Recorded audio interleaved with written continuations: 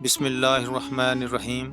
حاکی voice کے معزز ناظرین، آج ہم آپ کو تیسرے خلیفہ راشد حضرت عثمان بن عفان رضی اللہ تعالیٰ عنہ کے شجرہ نسب اور خاندان کا تعارف کروانے جا رہے ہیں۔ خاص طور پہ ہم آپ کو یہ بتائیں گے کہ آپ رضی اللہ تعالیٰ عنہ قریش کے کس خاندان سے تعلق رکھتے تھے، نبی پاک صلی اللہ علیہ وسلم سے آپ کا کیا رشتہ تھا، اور کیا ان دونوں ہستیوں کے باپ دادا ایک تھے۔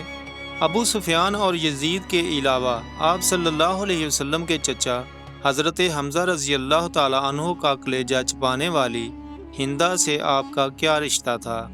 ناظرین، یہ سب کچھ اس ویڈیو میں پوری تفصیل سے بتایا جائے گا، لیکن اس سے پہلے اگر آپ نے ابھی تک ہمارے چینل حاکی وائس کو سبسکرائب نہیں کیا ہے تو ابھی سبسکرائب کر لیں، اور ساتھ میں لگے گھنٹی کے نشان کو پریس کر کے بیل نوٹیفیکیشن بھی آن کر لیں تاکہ ہماری آنے والی ہر نئی ویڈیو آپ کو بر وقت مل سکے۔ شکریہ۔ پیارے ناظرین، حضرت عثمان بن عفان رضی اللہ تعالی عنہ 576 عیسوی یعنی عام الفیل کے واقعہ کے تقریباً 6 سال بعد مکہ میں پیدا ہوئے۔ آپ نبی پاک صلی اللہ علیہ وسلم کے داماد، عشرہ مبشرہ 10 اصحاب میں سے ایک اور ان سے تقریباً 5 سال چھوٹے تھے۔ آپ رضی اللہ تعالی عنہ نے اسلام لانے کے بعد کل 8 شادیاں کیں، جن میں 4 بیویوں سے آپ کے 9 بچے تھے، اور ان بچوں میں سب سے نمایاں آپ کے 4 بیٹے تھے۔ دوستو، آپ کے بارے میں جو سب سے اہم بات ہے وہ یہ کہ آپ کو ذو النورین کہا جاتا تھا، جس کا مطلب یہ ہے کہ 2 نور والے۔ اس کی وجہ یہ تھی کہ نبی پاک صلی اللہ علیہ وسلم کی 2 بیٹیاں حضرت رقیہ اور حضرت ام کلثوم رضی اللہ تعالی عنہ آپ کے نکاح میں تھیں۔ آپ کو ایک نبی کی 2 بیٹیوں سے نکاح کا شرف حاصل تھا، اور یہ ایک ایسا شرف تھا کہ جو حضرت آدم علیہ السلام سے لے کے نبی پاک صلی اللہ علیہ وسلم کے زمانے تک کسی اور کو حاصل نہ تھا۔ آپ رضی اللہ تعالی عنہ کا یہ لقب آپ کو حضرت علی رضی اللہ تعالی عنہ کے ساتھ بھی جوڑتا ہے، جیسا کہ آپ اس ویڈیو میں دیکھ سکتے ہیں۔ چونکہ حضرت عثمان قریش کے انتہائی مالدار انسان تھے، اور مدینہ ہجرت کے بعد جب مسلمانوں کو پانی کا مسئلہ پیش آیا تو آپ رضی اللہ تعالی عنہ نے ایک یہودی سے 20,000 درہم کے عوض ایک کنواں لے کے مسلمانوں کے لیے وقف کر دیا تھا۔ آپ رضی اللہ تعالی عنہ کی اس سخاوت سے نبی پاک صلی اللہ علیہ وسلم نے آپ کو غنی کا لقب دیا۔ دوستو، نبی پاک صلی اللہ علیہ وسلم کے خاندان سے جڑنے کے علاوہ آپ کو اپنے دور خلافت میں قرآن اکٹھا کرنے کا شرف بھی حاصل ہے، اور جہاں تک آپ کے دور حکومت کی بات ہے تو آپ کے دور میں اسلامی خلافت عرب سے ایران اور موجودہ افغانستان کے کچھ علاقوں تک پھیل چکی تھی۔ آپ کے والد عفان بن ابو العاص تھے، جو کہ 6 صدی عیسوی میں عرب کے ایک مالدار تاجر تھے۔ ان کے ہزاروں قافلے عرب سے باہر مختلف ملکوں میں تجارت کی غرض سے آیا جایا کرتے تھے۔ اس طرح کے ایک تجارتی سفر کے دوران آپ کے والد انتقال کر گئے، اور یوں حضرت عثمان بہت چھوٹی عمر میں وسیع کاروبار اور وراثت کے مالک بن گئے۔ دوستو، آپ کے دادا ابو العاص ابن امیہ تھے۔ آپ رضی اللہ تعالی عنہ کے والد عفان کے علاوہ ان کے 2 بیٹے الحکم اور مغیرہ بھی تھے۔ دوستو، یہاں ایک چیز واضح کر دی جائے کہ حضرت عثمان بنو امیہ سے تعلق رکھتے تھے۔ بنو امیہ کا وہی خاندان جس سے بدنام زمانہ یزید بھی تعلق رکھتا تھا، جو نبی پاک صلی اللہ علیہ وسلم کے نواسے حضرت حسین رضی اللہ تعالی عنہ کو شہید کرنے کے لیے جانا جاتا ہے۔ آپ رضی اللہ تعالی عنہ کے چچا الحکم اور مغیرہ نے آپ کو اسلام سے پھیرنے کے لیے ہر حربہ استعمال کیا، یہاں تک کہ آپ کو کچی خال میں لپیٹ دیا جاتا اور ملک بدر بھی کیا گیا تھا۔ تاہم آپ اسلام پہ ڈٹے رہے اور نبی پاک صلی اللہ علیہ وسلم کا ساتھ کبھی نہ چھوڑا۔ پیارے ناظرین، یہاں ایک دلچسپ بات یہ ہے کہ بنو امیہ کی حکومت میں مروانی شاخ کے تمام حکمرانوں کا تعلق آپ کے چچا الحکم کی نسل سے تھا، یعنی ان تمام حکمرانوں کو ہم حضرت عثمان رضی اللہ تعالی عنہ کا کزن بھی کہہ سکتے ہیں، جبکہ ابو سفیان اور یزید سے آپ کے تعلق کی بات ہم آگے جا کے کریں گے۔ ان 3 بیٹوں کے علاوہ ابو العاص کی 2 بیٹیاں بھی تھیں۔ آپ کی بیٹی صفیہ کی شادی ابو سفیان سے ہوئی، جن کی بیٹی حضرت ام حبیبہ رضی اللہ تعالی عنہما نبی پاک صلی اللہ علیہ وسلم کی زوجہ تھیں، یعنی ام المومنین تھیں۔ ابو العاص کے بھائی حرب بنو امیہ کی تاریخ میں بہت اہمیت کے حامل ہیں۔ روایات میں حرب کو قریش میں عربی لکھنے والا پہلا انسان قرار دیا جاتا ہے۔ تاریخ میں جو چیز انہیں سب سے زیادہ اہم بناتی ہے وہ ان کا بیٹا صخر بن حرب یعنی ابو سفیان تھا، جو اسلام لانے سے پہلے نبی پاک صلی اللہ علیہ وسلم کے سب سے بڑے دشمنوں میں سے ایک تھا۔ دوستو، یہاں ایک اور بات واضح کر دی جائے کہ ابو سفیان اور حضرت عثمان بن عفان رضی اللہ تعالی عنہ کے آباء و اجداد مشترکہ تھے، اور بنو امیہ کی سفیانی شاخ کے تمام حکمران ابو سفیان کی نسل سے تھے، جن میں یزید بھی شامل تھا۔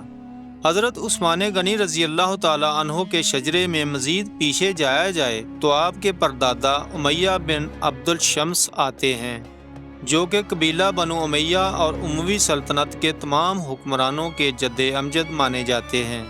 ان کے بارے میں یہ آتا ہے کہ انہیں اپنے والد کی طرف سے عرب فوج کے کمانڈر کا عہدہ ملا تھا، جبکہ ان کے چچا ہاشم، جو کہ نبی پاک صلی اللہ علیہ وسلم کے پردادا اور بنو ہاشم کے جد امجد تھے، انہوں نے خانہ کعبہ کی دیکھ بھال کی ذمہ داری سنبھالی۔ ناظرین، امیہ کی فوجی قیادت کا یہ تجربہ مستقبل میں بنو امیہ کے لوگوں کے لیے فوجی اور سیاسی طور پر بہت اہم ثابت ہوا۔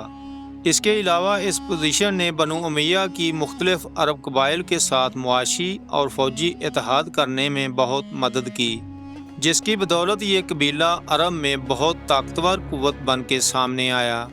امیہ کے بارے میں مشہور عرب تاریخ دان ابن کلبی یہ دعویٰ کرتے ہیں کہ انہیں ان کے والد عبد شمس نے گود لیا تھا اور وہ ان کے حقیقی بیٹے نہ تھے۔ چنانچہ اگر ہم امیہ کے بھائی ربیعہ کی بات کریں تو ان کے دو بیٹے عتبہ اور شیبہ جنگ بدر میں مسلمانوں کے خلاف سب سے نمایاں تھے۔ جنگ شروع ہونے سے پہلے قریش کے لشکر سے سب سے پہلے نکلنے والے یہ دونوں بھائی اور عتبہ کا بیٹا ولید تھے۔ یہ تینوں آپ صلی اللہ علیہ وسلم کے چچا زاد بھائی حضرت علی اور آپ صلی اللہ علیہ وسلم کے چچا حضرت حمزہ اور آپ صلی اللہ علیہ وسلم کے ایک کزن حضرت عبیدہ ابن حارث رضی اللہ تعالی عنہ کے ہاتھوں قتل ہوئے۔ عتبہ کے ایک بیٹے ابو حذیفہ آپ صلی اللہ علیہ وسلم کے صحابی تھے اور نبی پاک صلی اللہ علیہ وسلم کا ساتھ دیتے ہوئے ہمیشہ اپنے خاندان والوں کے خلاف کھڑے رہے۔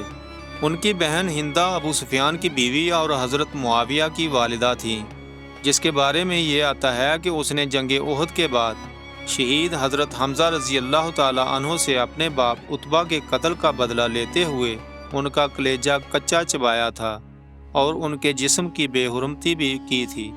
دوستو، امیہ اور ربیعہ سے پیچھے عبد شمس آتے ہیں۔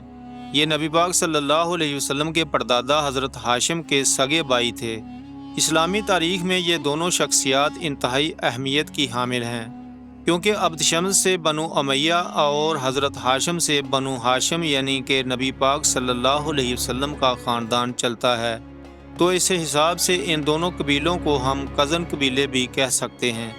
ان دونوں بھائیوں کے بارے میں آتا ہے کہ یہ دونوں جڑواں بھائی تھے اور پیدائش کے وقت آپس میں کچھ ایسے جڑے ہوئے تھے کہ ان دونوں کو ان کے والد نے تلوار سے کاٹ کے جدا کیا، لیکن جڑواں بھائی ہونے کے باوجود اپنا اثر و رسوخ برقرار رکھنے کے لیے اسلام سے پہلے اور بعد میں ان دونوں بھائیوں اور ان کے قبیلوں میں اکثر لڑائیاں نظر آتی ہیں۔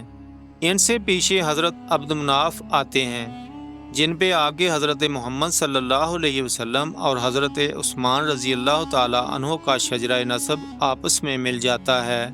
حضرت عبد المناف کو متحدہ قریش قبائل کا دوسرا چیف یا سردار مانا جاتا ہے۔ وہ اپنے والد کی زندگی میں ہی انتہائی ایکٹیو اور ہر کام میں پیش رہا کرتے تھے، اسی وجہ سے انہیں قریش کا اگلا سردار سمجھا جانے لگا، لیکن ان کے والد قصی نے اپنے بڑے بیٹے عبدالدار کو ترجیح دی اور اپنی موت سے کچھ عرصہ پہلے تمام اختیارات انہیں منتقل کر دیے۔ لیکن اپنے والد کے انتقال کے بعد حضرت عبد مناف نے اپنے بھائی کی حکومت کو چیلنج کیا، جس میں قریش کے کئی اونچے سرداروں نے ان کا ساتھ دیا، جس کے نتیجے میں انہیں کامیابی بھی مل گئی۔ حضرت عبد مناف سے پیچھے حضرت قصی ابن کلاب آتے ہیں۔ مورخ یہ لکھتے ہیں کہ انہوں نے قریش کے تمام قبیلوں کو اکٹھا کیا اور ان لوگوں کو خانہ کعبہ کے ارد گرد آباد کیا، اور قصی ان کے سردار یا بادشاہ کے طور پر جانے جاتے تھے۔ اس کے علاوہ ان کے بارے میں یہ بھی آتا ہے کہ انہوں نے خانہ کعبہ کی تعمیر دوبارہ کی، اور کعبہ کے ارد گرد گھروں کی تعمیر بھی انہی کے دور میں شروع ہوئی۔ قصی سے پیچھے کلاب اور پھر مرہ آتے ہیں۔ دوستو، حضرت مرہ کے بیٹے تیم بنو تیم کے جد امجد مانے جاتے ہیں، جو کہ حضرت ابو بکر صدیق رضی اللہ تعالی عنہ کا قبیلہ سمجھا جاتا ہے۔ حضرت مرہ کے بھائی بنو عدی کے جد امجد تھے۔ بنو عدی حضرت عمر فاروق رضی اللہ تعالی عنہ کا قبیلہ تھا۔ عدی اور مرہ کے والد کعب تھے، جو کہ نبی پاک صلی اللہ علیہ وسلم اور چاروں خلفائے راشدین یعنی حضرت ابو بکر صدیق، حضرت عمر فاروق، حضرت عثمان غنی اور حضرت علی رضی اللہ تعالی عنہ کے مشترکہ جد اعلیٰ مانے جاتے ہیں۔ ان پہ آ کے کئی اصحاب کرام کا شجرہ آپ صلی اللہ علیہ وسلم کے شجرے سے مل جاتا ہے۔ حضرت کعب سے 3 پشتیں پیچھے حضرت فہر بن مالک آتے ہیں، جنہیں پورے قریش قبیلوں کا جد امجد مانا جاتا ہے۔ کچھ مورخ یہ لکھتے ہیں کہ ان کا نام قریش بھی تھا، اور انہی کے نام سے ایک قریشی قبیلے کا نام قریش پڑا، لیکن کچھ دوسرے مورخ اس بات کی نفی بھی کرتے ہیں۔ ناظرین، مشہور عربی تاریخ دان ابن اسحاق لکھتے ہیں کہ حضرت فہر نے یمنی بادشاہ کے خلاف جنگ کرتے ہوئے خانہ کعبہ کا دفاع کیا، جو خانہ کعبہ کو مکہ سے یمن منتقل کرنا چاہتا تھا، اور حضرت فہر کی نسل تقریباً 67 پشتیں پیچھے حضرت اسماعیل سے ہوتے ہوئے حضرت آدم سے جا ملتی ہے۔ دعا ہے اللہ پاک آپ کو اور آپ کے پیاروں کو آسانیاں عطا فرمائے، اور آسانیاں خلق خدا میں تقسیم کرنے کی توفیق عطا فرمائے، آمین۔ کمنٹ سیکشن میں آمین ضرور لکھیے گا۔ ملتے ہیں ایک نئی ویڈیو کے ساتھ۔ اللہ نگہبان۔